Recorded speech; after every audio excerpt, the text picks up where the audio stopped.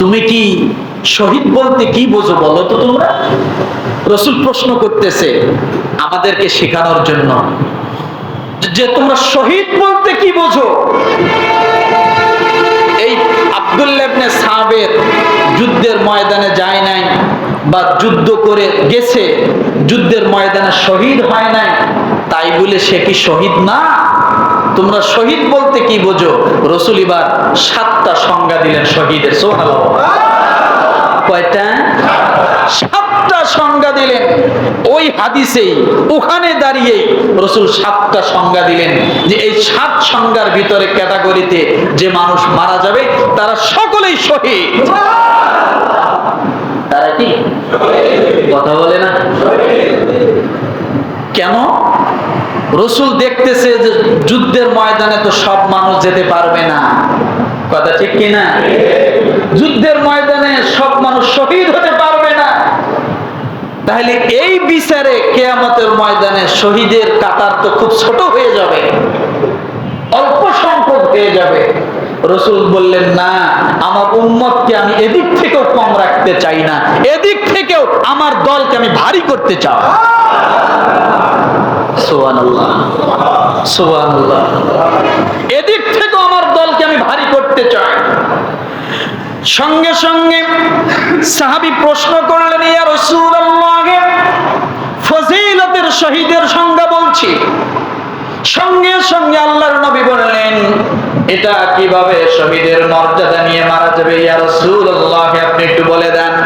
আল্লাহর নবী বলেন, আল মাতউনু শহীদ, যে ব্যক্তি মহামারীতে, প্লেগ রোগে, করোনা ভাইরাসে ঈমান নিয়ে মৃত্যুবরণ করবে, আমার আল্লাহ তাআলা তাকে শহীদি মর্যাদা দান করে দেন।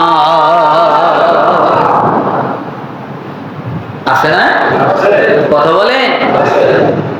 এদিকে মানুষ করোনা ভাইরাসে মারা যায়, আর ওদিকে দুর্নীতিবাজরা তেলের ডিব্বা খাটের তলে ঢুকায়। মনে করে কেন জানি কথাগুলো বলতে, এটা আমার দোষ না, আল্লাহ মাথায় ঢুকাইয়া দেয়। আমার বাবারও ক্ষমতা নেই ইচ্ছাকৃত ভাবে কথা বলা, আল্লাহ যেটা ঢুকাবে সেটাই আসবে। এই চেয়ারটার সাথে আসমানের কানেকশন, এই চেয়ারটার সাথে আসমানের কানেকশন। আমি চাইলেই আসবে না, আমি হাজার প্রিপারেশন নিয়ে আসি, বসে সে কথা আসবে না, উল্টা যেটা প্রয়োজন সেটা আসবে। রাগ করতেছে? তাহলে শহীদের ক্যাটাগরিতে আল্লাহ কতজন দিলেন? এই হাদিসের আলোকে 7 জন বলতেছি। আমার ভাইরা, আল্লাহর নবী বলেন, ওয়াল গরিকু শহীদ, পানিতে ডুবে যে ব্যক্তি নিহত হয়, আল্লাহর নবী বলেন ওই ব্যক্তিকে আমার আল্লাহ তাআলা শহীদের কাতারের মর্যাদায় দিয়া দেন। নাম্বার 2 গেল, তাই না? 3 নাম্বার, ওয়াসাহিবু জাতিল জামবি শহীদ, যে ব্যক্তি রোগাক্রান্ত অবস্থায় বিছানায় শায়িত অবস্থায় মারা যায়, পেটের ব্যথায় বিছানায় পড়ে মারা যায়, অসুস্থ থেকে থেকে বিছানায় পড়ে পড়ে মারা যায়, আল্লাহর নবী বলেন রোগী অবস্থায় যে ব্যক্তি মারা গেল সে ব্যক্তিও শহীদ। ওয়াল মাবতুনু শহীদ, 4 নাম্বার, আলাদাভাবে বলা হয়েছে পেটের ব্যথা অথবা কলেরা রোগ, ডায়রিয়া রোগ যাদের হয়, এই ব্যক্তি যদি ডায়রিয়া অবস্থায় মারা যায়, কলেরা রোগে মারা যায়, আগে ছিল না? ছিল। পেটের কোনো অসুস্থতার কারণে যদি মারা যায় ওই ব্যক্তি শহীদ হয়ে যায়। 5 নম্বরে, ওয়াসাহিবুল হারিকি শহীদ, আগুনে দগ্ধ হয়ে যে ব্যক্তি মারা যায়, আমার আল্লাহর হাবিব ডাক দিয়ে বলেন আগুনে দগ্ধ ব্যক্তি শহীদ হয়ে যায়। 6 নম্বরে, ওয়াল্লাযী ইয়ামুতু তাহতাল হাদমি শহীদ, আল্লাহর নবী বলেন গাড়ি চাপা, গাছ চাপা, বিল্ডিং চাপা, যে কোনো চিপার ভিতরে চাপ খেয়ে যদি কোনো মানুষ মারা যায়, আল্লাহর নবী বলেন চাপ খেয়ে যে ব্যক্তি মারা গেল সেও শহীদ হয়ে গেল।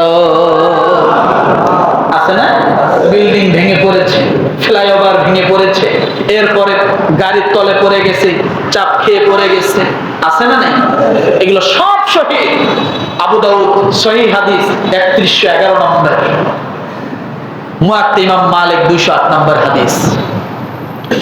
আমার ভাইরা, 7 নম্বর নবীজি এই হাদিসের মধ্যে বলেন, ওয়াল মারআতু তামুতু বিজামা'i শাহীদ, যে মা তার সন্তান প্রসব করতে যায় দুনিয়া থেকে চলে গেল, নিজের জীবন শেষ করে দিল, সন্তান প্রসব করতে যায় যে মা দুনিয়া থেকে মরে গেল, আল্লাহর হাবিব বলেন ওই মাটাও শাহীদ হয়ে যায়। কয়টা পেলাম? 7টা। আরো অনেক হাদিস আছে শহীদের বিষয়, অন্যান্য হাদিসে আরো এবার আছে, আমি হিসাব করে দেখেছি প্রায় 17টা। কয়টা? 17টা। এই হলো ফজিলতের শহীদ।